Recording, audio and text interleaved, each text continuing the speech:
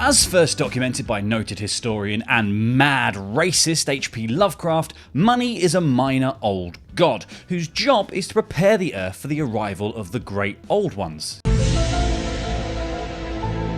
You see, gods like Cthulhu, Hastur the King in Yellow, and Neoktha need there to be a certain amount of discord, insanity, cruelty, and blind, unwavering obedience towards unfeeling overlords who consume humanity for sustenance already present in society before they can arrive and take over. So you see, money was sent to our planet millennia ago, and it may have taken a few thousand years to take hold, but boy, has it really done its job, because we are now willing to immolate ourselves in pursuit of the almighty dollar. What was that? What's that, money? You want me to take back everything I've said, or you'll leave me, and then how am I going to buy Mario Kart Home Circuit? Please, you wouldn't. Oh, money, you say such hurtful things.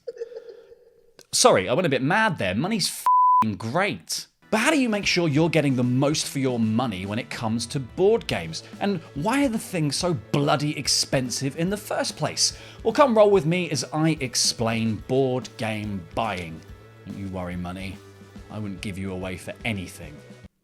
Unless you wanted me to do that so I could have nice new things. What do you want?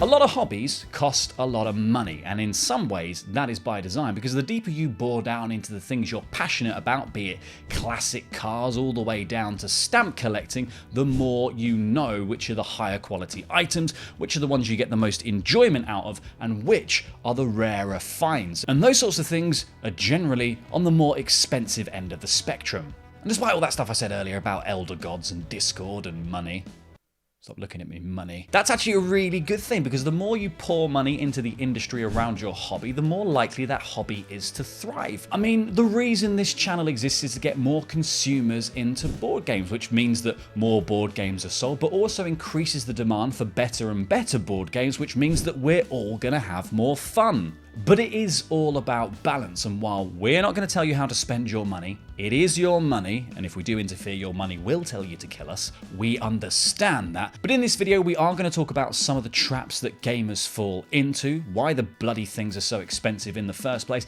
and give some advice of how to take part in the hobby while still being able to afford your mortgage. Make a house from all the boxes, I say. 2 birds, 1 stone. There are a lot of things about board gaming that make it very tempting to jump in wallet first. Chances are you already knew tabletop games were a thing, from Monopoly, Cluedo, Jenga, etc. But walking into the world of gaming is like opening the doors to the TARDIS. Something that you thought you understood and fit inside a neat little box in your brain suddenly opens up into this vast expanse. So much so it's dizzying. So much so you buy Agricola. And often you don't really know where to start. It's kind of like getting into comics, a hobby that's been going on for years and years and has these certain widely agreed upon industry darlings that you feel like are essential purchases to be part of this special clubhouse. But it's more than just accumulation giving you this sense of control and ownership over a vast and sometimes intimidating hobby. Many psychological studies have been done into why people collect things, and more often than not, it's about positive emotional feedback. It's that accumulation of good feelings, like the achievement of seeking out something that's hard to find, or the camaraderie of sharing your collection with other enthusiasts, and that's compounded by how we experience games. Because if you buy something that gives you and a group of people you care about a good time, first of all, you have the pleasure of having had that good time, but then you have the wildly addictive pleasure of being the person who provides good times, which is what I think Casanova had a problem with.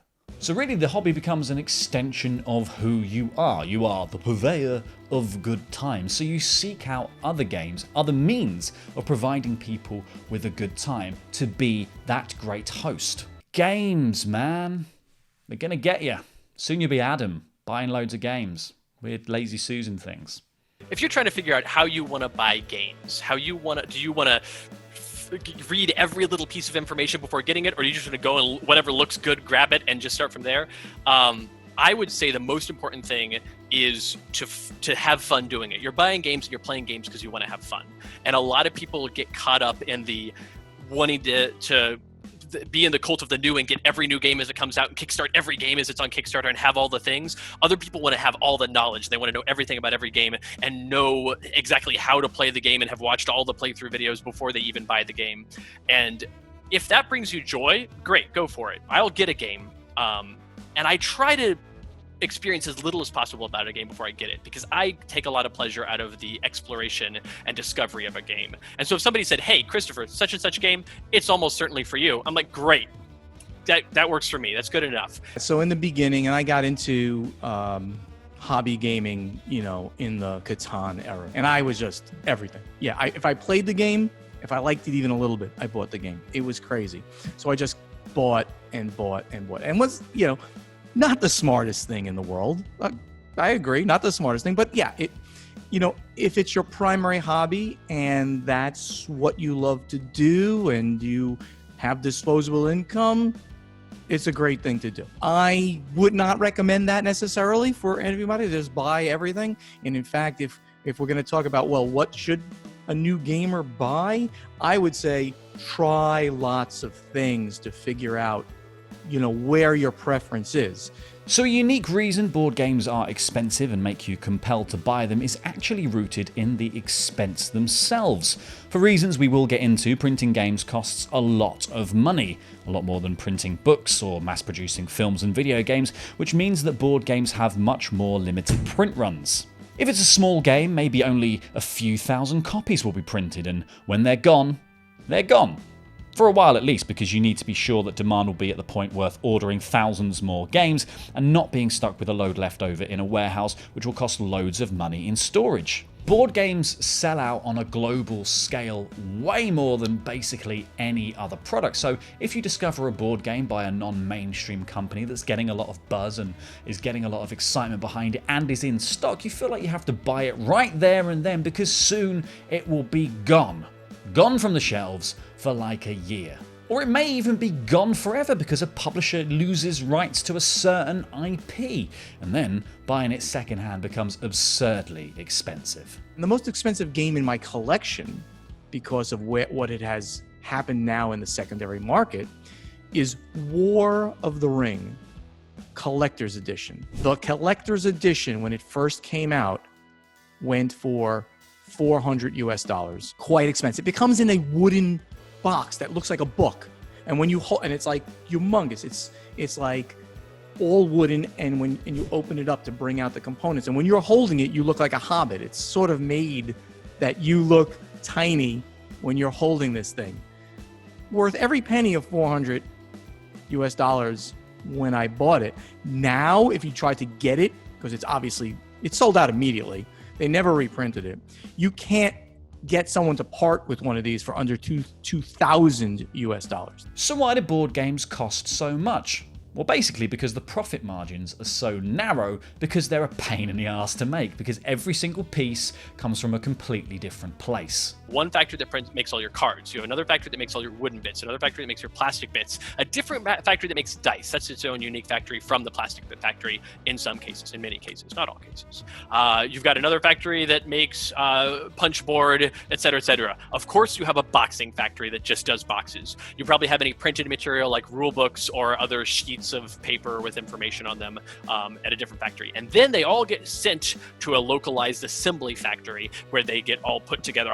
They have giant bags of all of the dice and giant bags of all the cards and stacks of boxes. And then the assembling factory, they put it all together in the way that you, the manufacturer, you, the publisher, has decided that things should go. Not only that, but board games have exploded in popularity over the last decade, so what it takes for a board game to stand out now is really quite a lot. Take Kickstarter, for example, which is obviously a topic big enough for its own explained video. The most successful games on Kickstarter are the ones with lots of little plastic miniatures. You've got amazing success stories like Dark Souls the board games, Rising Sun, Nemesis, Gloomhaven, Frosthaven. There's plastic everywhere, and with that, That gives these games this sort of visual identity, but it also gives them a huge price tag. Like the other week I backed the Darkest Dungeon board game just to get the base set of the game, and at the time of recording this it's raised some 3 million quid, and somehow now it's sprouted 5 different expansion boxes that you can up your pledge for, and they've got different bits of plastic in them and even more bits of card and like new character classes, and yep, I just upped my pledge there, upped that pledge. Give me the plastic. Plastic components are the most expensive part of a game by far. And they are usually, especially in the beginning of a production, meaning like the first time you do it, because you have to create molds, the pieces of steel that actually clamp together and the plastic's injected into it. It's called injection molding. Those molds can cost $5,000 or more per mold, and you need X number of molds depending on the number of unique pieces that are in the game.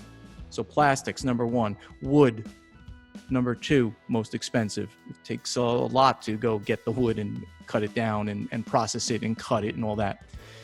And then you've got cardboard, and then cards, and then just regular paper. So board games are comprised of a bunch of different materials. You've got game board, cards, wooden pieces, plastic pieces, which are all being printed in different places. Then all of those things are being shipped to one assembly location. Then all of those assembled pieces are being shipped across the world and then being held in storage to be sold. And all of these costs are absolutely huge, which is why there's an old adage: the best way to make a small fortune in board gaming is to start with a large fortune. I also paid to print the game in the first place, not to mention any money that I spent on design, development, artwork, and all that. Not to mention that I, as a publisher, pay to ship it from the factory to me, and I pay to ship it from me to the distributor.